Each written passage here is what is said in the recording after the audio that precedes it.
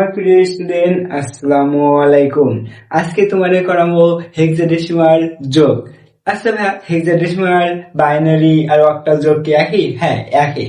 আমি এটাও এরপরেও এটা একটু কঠিন বা ইম্পর্টেন্ট আছে তাই দেখাচ্ছি। হেক্সাডেসিমাল যোগের ক্ষেত্রে বেজ হলো 16। সবসময় মনে করি দেখতে হবে যোগফল যদি বেজ অপেক্ষা বড় হয়, যত বেশি তত বছর হাতে থাকবে 1।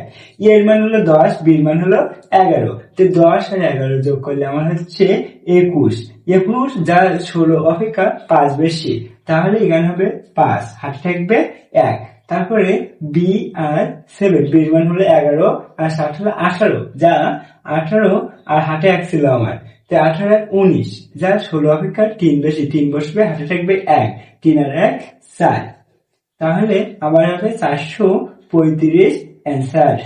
তাহলে আমার হেক্সাডেসিমালে যোগ করা হয়ে গেছে। একদম সহজ উপায়। কারণ সমস্যা থাকলে কমেন্টে বলবে, আমি রিপ্লাই দেবো ইনশাআল্লাহ।